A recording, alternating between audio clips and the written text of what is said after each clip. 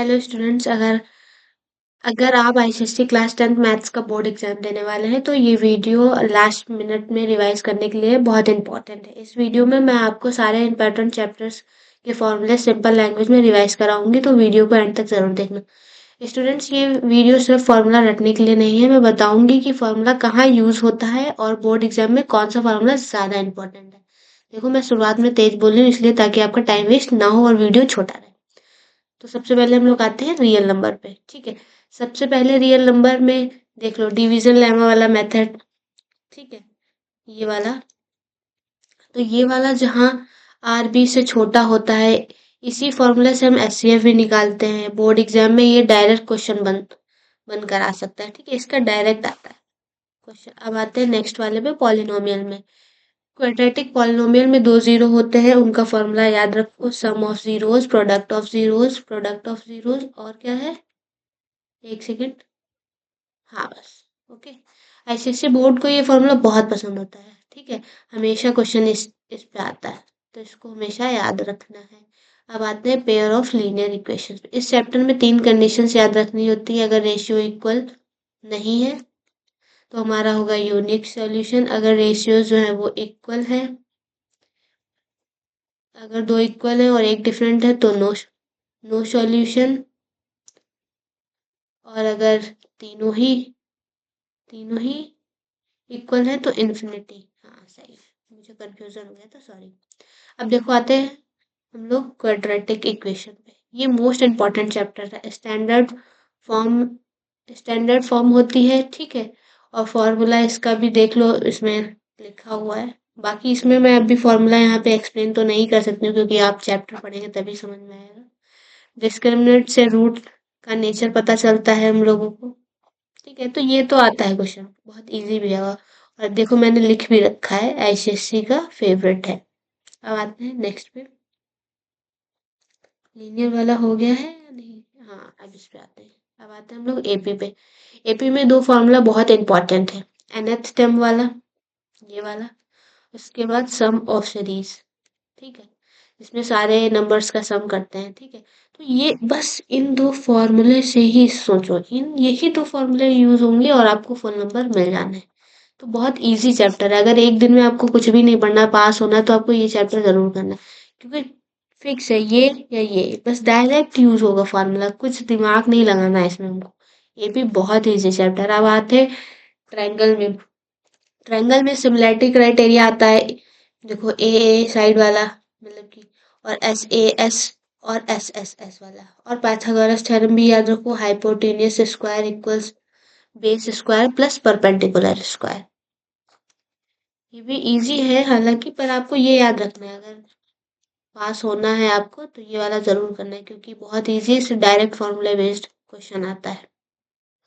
अब आता है कोऑर्डिनेट ज्योमेट्री में। कोऑर्डिनेट ज्योमेट्री में डिस्टेंस फॉर्मूला सबसे कॉमन है। अगर ट्रायंगल का एरिया 0 आए तो पॉइंट्स कोलिनियर होते हैं।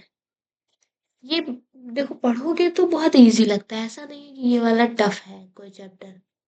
तो ये भी बहुत इजी है, पास होने के लिए आपको ये कर लेना है। अब आते हैं ट्रिग्नोमेट्री में। ट्रिग्नोमेट्री आइडेंटिटी से बहुत स्कोरिंग होती है।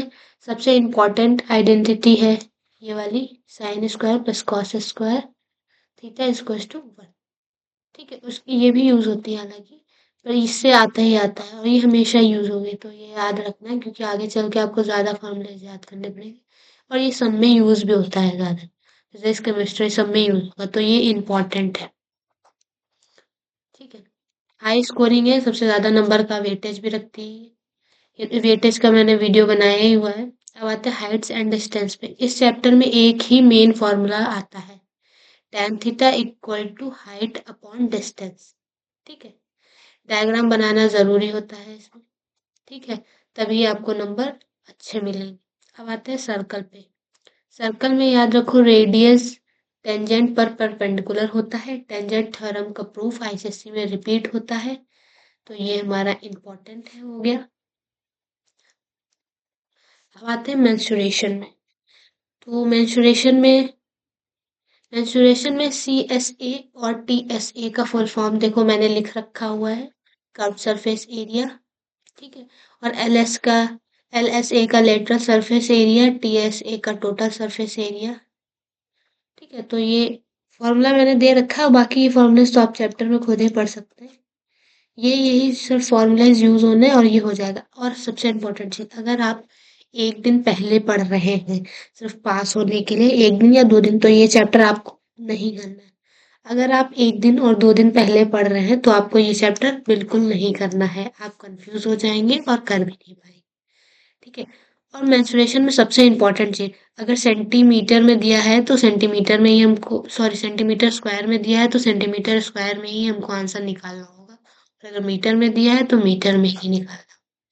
ठीक है, यूनिट्स गलत नहीं करना है वरना मार्क्स कट जाएंगे। जिसमें दिया है या जिसमें पूछा गया है उसी में हमको सिर्फ निकालना है आंसर, अपनी मर्जी से नहीं कि चाहे जिसमें निकाल लेना है। अगर मीटर स्क्वायर में पूछा है तो मीटर स्क्वायर में देंगे, अगर सेंटीमीटर स्क्वायर में पूछा है तो सेंटीमीटर स्क्वायर में देंगे। अगर फिर भी नहीं समझ में आ रहा तो दोनों में निकाल के दे दो। ठीक है। अब आते हैं हम लोग स्टैटिस्टिक्स फुल मार्क्स लाने वाला चैप्टर है। मीन, मीडियन और मोड में प्रॉपर स्टेप्स लिखने कंपलसरी होता है। ठीक है, बहुत ईजी है। अगर आप एक दिन पहले पढ़ना है या पास होने के लिए पढ़ना है तो ये वाला भी चैप्टर आपको पढ़ना है। प्रोबेबिलिटी का फॉर्मूला सिंपल है, favourable outcomes upon total outcome. Answer हमेशा 0 और 1 के बीच में ही होता है। ठीक है, तो और हाँ, ये भी इम्पोर्टेंट है, अगर आप एक दिन पहले पढ़ रहे हैं तो आपको ये भी पढ़ना ही पढ़ना है, जिनको सिर्फ पास होना है। तो मैंने देखो आपको 3 से 4 चैप्टर ऐसे बता दिए जो सिर्फ एक दिन पहले पढ़ के आप पास हो सकते हैं, पास होने वाले बच्चों के लिए। ठीक है, अब आते हैं, अब हमारा ये लेक्चर खत्म हुआ। स्टूडेंट्स, अगर आप अपने ये सारे फॉर्मूला अच्छे से रिवाइज कर लिए तो आईसीएससी में सेफ स्कोर कर सकते हैं। वीडियो पसंद आई हो तो लाइक करें, ऐसे ही रिवीजन वीडियोस के लिए चैनल को सब्सक्राइब करें।